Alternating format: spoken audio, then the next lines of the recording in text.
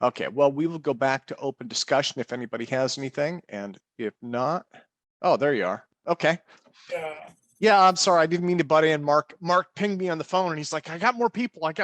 Let's wrap it up." So I think it's all good. I actually think we're done. I know I'm about ready to wrap it up. So I think I'm just about there too. Well, I think we had a really. I think Ron's still online, but he's not there. He's off doing something. So Yeah. so, but yeah, it was. I enjoyed myself very much. So Yeah, well, thank you for coming today.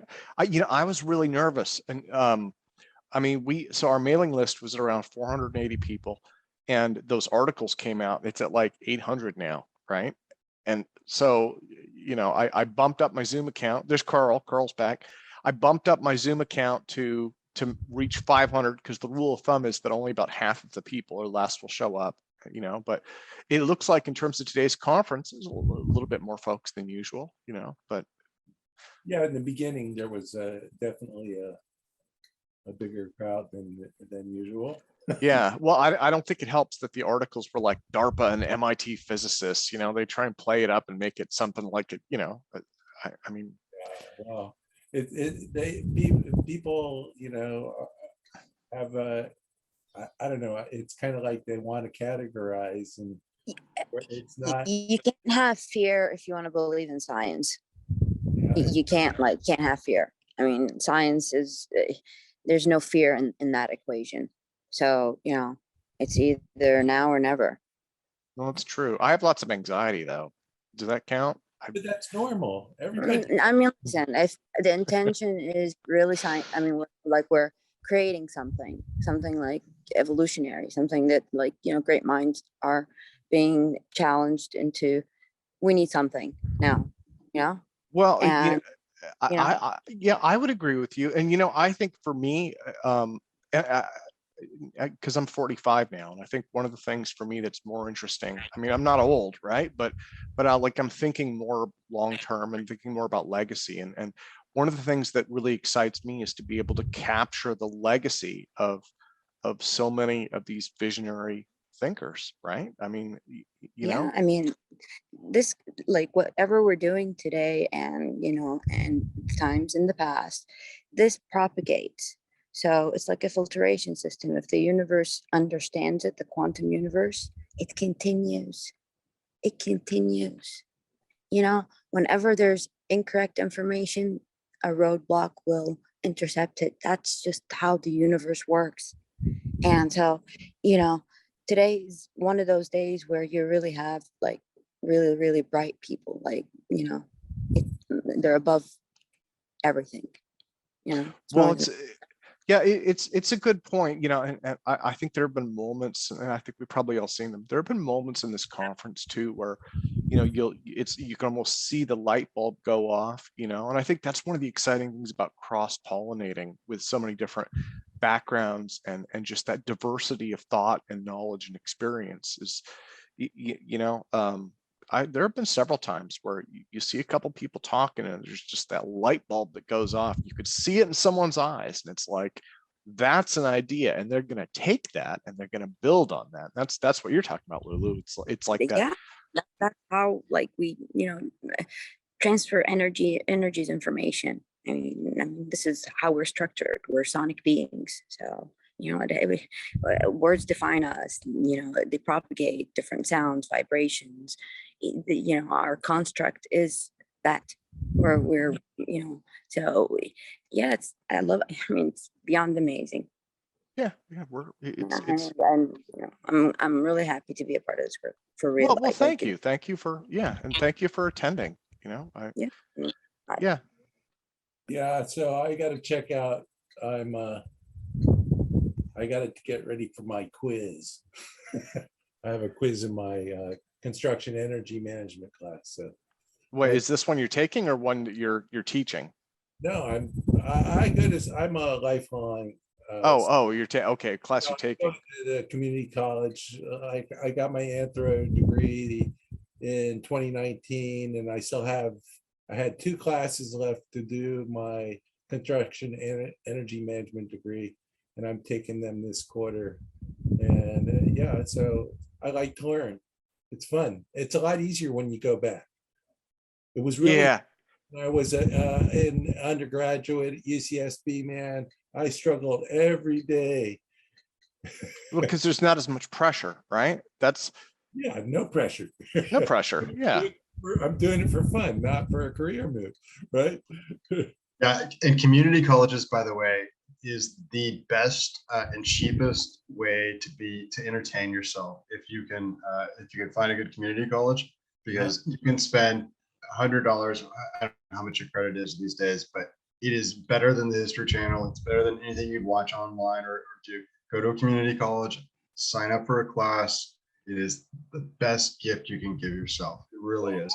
I used to be a software developer, for tech, for like basically I automated test equipment. So I take your oscilloscope and hook it up to my computer, and basically I got in trouble for letting the computer do my work. But that was like back in the 80s and the 90s. So back in 2013, my son was doing his undergraduate in computer science, and he was talking about this teacher he had who was kind of moody and stuff. And I talked to him about it, and he was all upset. And I said, well, where did he work for before he worked at Cabrillo? And he says, oh, he worked for Apple. And I said, oh, is he kind of moody and, difficult to deal with? And he goes, yeah. I go, oh, well, he worked for Steve Jobs, and Steve Jobs was really hard to work for. And he's probably suffering from PTSD, right? And so he learned how to, he went back, he didn't give up. And I said, find out what he likes, find out what he likes. And so then like 3 months later, he's like, oh, he's the best teacher ever, right? And so I said, well, maybe I should take a class in computer science. It's only been 25 years. And so he had this class in writing apps on your cell phone. And so I took this class, and the first half was iOS for Apple. Yeah. And then the second one was Android, and basically it's Java is what they use. So Android is mostly built on Java, and I hate Java. I'm raising my hand, hate Java. But basically I learned how to do Java. Java and iOS are real simple compared to C++ or something like that, right? So I learned that, and then I aced the class. And what I did for my project was I hooked my cell phone using the audio cable up to my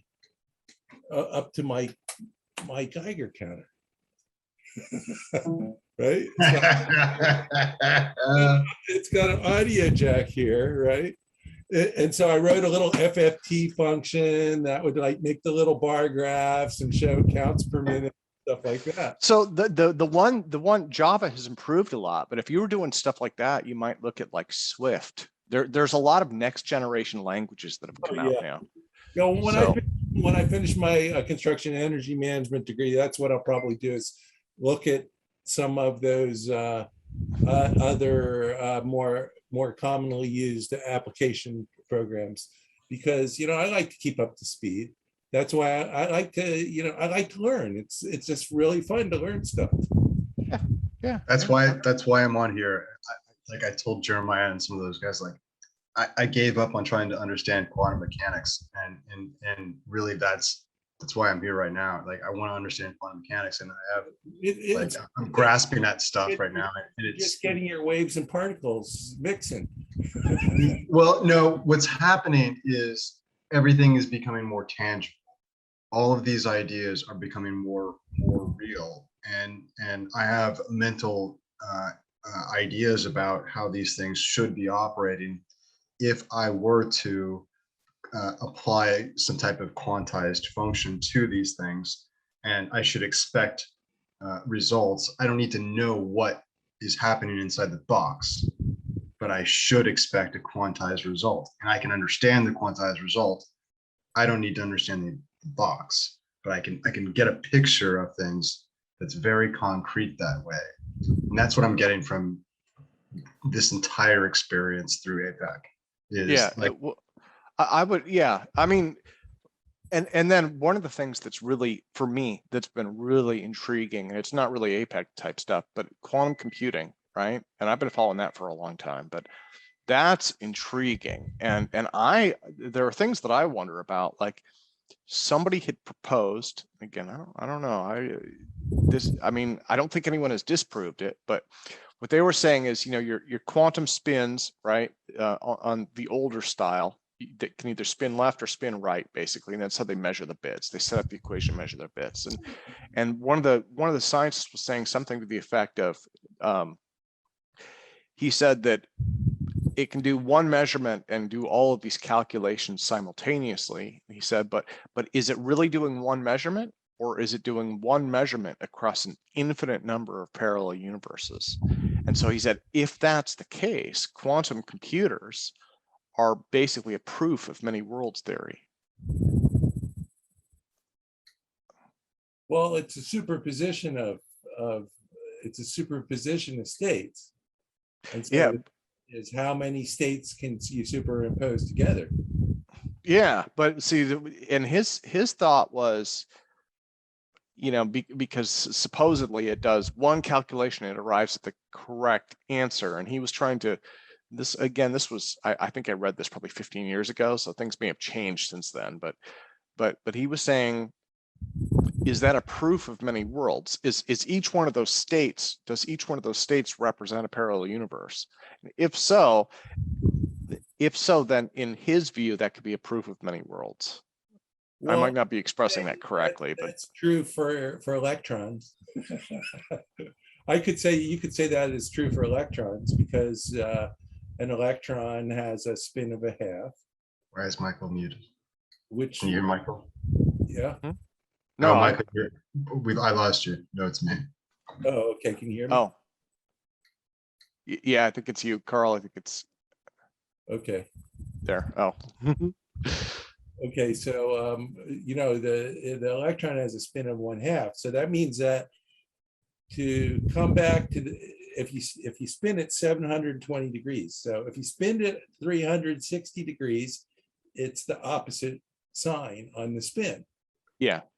If you spin it 720 degrees, it goes back. It's like 0, right? It goes back to the same. So electrons spin, but each electron is identical to every other electron. Okay, so in that example you could do it, but if you have a particle that has a spin of 1, then you just turn it once and it comes back to where it started. So it's that weird property of a spin of a half. And now I've been researching proton spin, because protons, they're postulated to have a spin of 1/2, like an electron. But but if you take the quarks, you have the 2/3 a spin, one quark, and 2/3 spin, another quark, and a minus 1/3. And if you add those all up, you get a spin of 1. Now, what makes us, if you got a spin of half, though, you can't have 2 electrons in the same energy level, right? A Pauli exclusion principle, they call it. And so, but in a spin of 1, you can basically stack them up on top of each other. They can be in the same energy state. So I theorize that what's going on in the black hole, or is this collapsed matter, is the reason you get so much matter into such a small space is because you can stack all the protons on top of each other. You couldn't do that with electrons, because the Pauli exclusion principle prevents you from having 2 electrons in the same energy state. Okay. You have, like your valence band electron, which is before it's excited, and then you have an excited state, which is called a conduction band electron. So, but you can only have you can only have it in, you can't have one electron in the, two electrons in the valence state. Yeah. Collision principle. So they're both the same electrons, okay, but and they're all identical, but they're not like spin one particles where you can stack them up. I see what you're saying. I see what you're saying. So just a thought, but I really should go. I gotta. Okay. Appreciate. I love this. I love this. This is my. My wife calls it my geek fest. Yeah.